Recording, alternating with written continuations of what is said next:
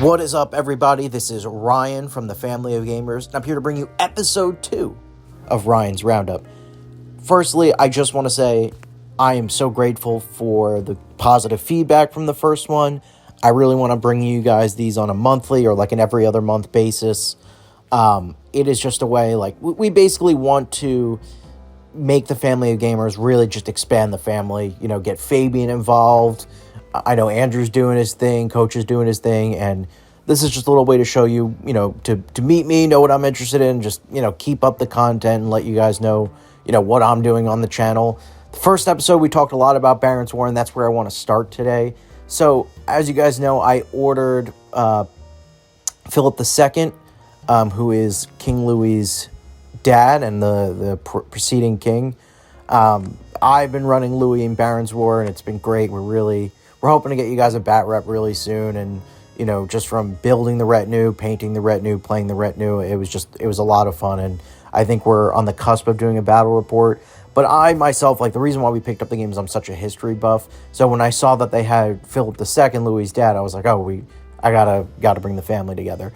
So I was doing some research. I was a little unsure. I actually spoke to Andy Hobday over Facebook, just a little Facebook comment section interaction, and they don't have rules for Philip yet. So I was thinking, and I was talking about this with Coach, why don't we just write them ourselves and play? I think that there's a tool for that. So I just was like, well, I'm a history buff. I like this. So basically, just a little background on Philip. He was the king. Philip II was the king before Louis, and the Barons War. He was just known for the expansion of the French crown. He annexed Normandy, Anjou. He went to war with the Holy Roman Empire. He was a crusader who kind of had a on and off again rivalry with Richard the Lionheart. So, think that period. He just really has a mark on French history, and so does his son, and really consolidated power for the French monarchy, and just laid out success. I think a lot of the reasons why Louis was successful was because of the work that Philip did. So I'm thinking about just doing more historical research and writing rules that are relevant to him, and then playing them in Barons War just for fun, because, I think the part of these games that I love is that we could be so creative with them. History is such an awesome thing in that it's, what we have records of, we can kind of translate to make in-game type rules. So we're going to have a lot of fun with it, and I really hope that we can bring that kind of content for you. I do have to build him and paint him, so you guys will be catching that. But yeah, no, we're really looking forward to it. I also bought some more mounted knights, sergeants, and levies, because you can never have enough of them. So, but yeah, no, really, really excited to bring you more Barons War content and just kind of just bolster what I already have built for the army. Speaking of bolstering the army / retinue, Coach and I back to Kickstarter. You may have caught the video, you may not have. If you haven't, I encourage you to watch it. We backed the Divide et Impera Kickstarter, and we did a review of it and why you should back it, basically. I don't want to get into too much. Like I said, there's a video on it, but we backed it because it has knights, it has levies, it has sergeants, and it has an armory, and it's basically everything we need to supplement Barons War. And I want to stress heavily that it is a supplement. As you can see, just, from what I was talking about earlier, we're still purchasing models from the official site. We went into Adepticon and bought, basically enough for 3 retinues, with Fabian included, buying the Templars and the Crusaders.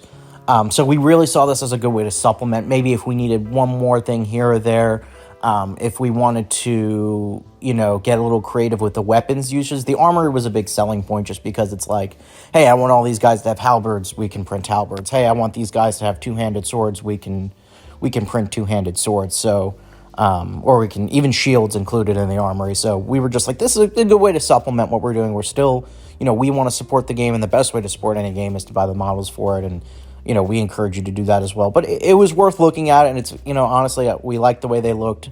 It's always nice when we're able to print stuff. And like I said, just a good supplement to what we're already doing. So hopefully you guys will be seeing some of that content in later videos. But yeah, definitely go check that out if you have not. So in the following weeks since Adepticon, you've been hearing a lot of Halo, Bushido, Barons War, of course. We're always doing Dead Zone stuff.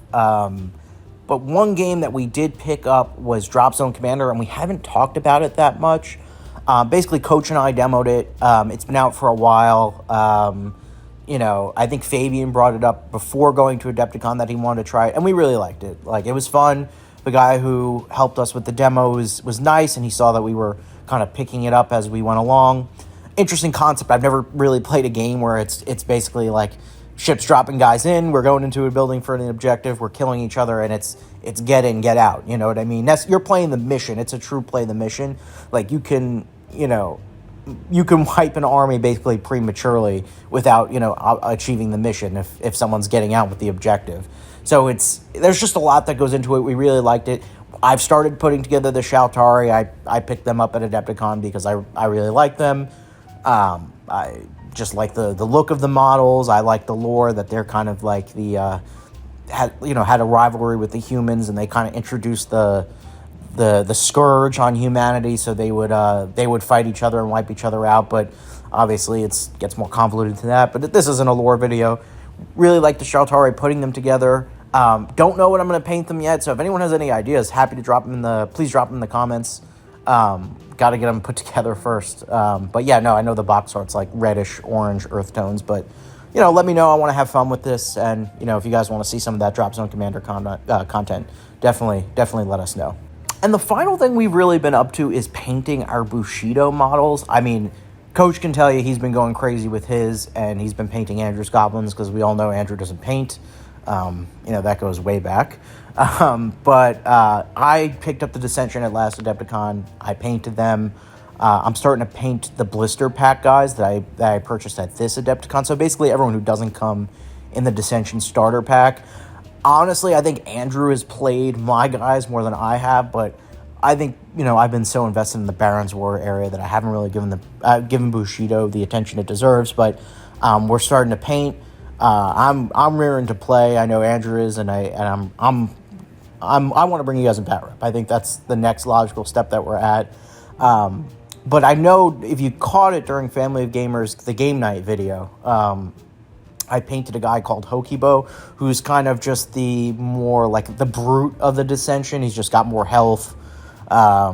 Just a really, really cool model. And I just want to give you a quick story on that. He's probably spinning on the screen right now. I went to go see Spider-Man 2 in theaters. They did like an old showing, and I was just like, I kind of want to paint this guy in Spider-Man colors, and that's what I did. And I was just so focused, and Coach could tell you I did it in like an hour. Like, I was just so focused on, I knew what I wanted. I knew the technique. I was going to put, brush to model and get this thing painted. Like, I feel as though so many times, like, when you're painting, it's just like, sometimes you got to put down the brush when it's getting tedious, and then when you're inspired, you really got to, you don't want to lose that inspiration. You want to do it. And I'm just so happy with how he came out. I didn't base him yet, but we are going to do that. I just have to figure out what I really want to do there, because none of the Dissension guys are painted, but really fun to paint them. I also have the foxes that I have to put together as well, but we'll just take that one step at a time. I do really want to play the Dissension in a battle report for you guys, so hopefully we'll be getting that to you guys soon. And that is a wrap on episode 2 of Ryan's Roundup. Guys, I just want to thank you so much for all the positive feedback, not just on the Roundup videos, but on all the videos we've been doing. It's a lot of hard work. I know Andrew's working his tail off editing.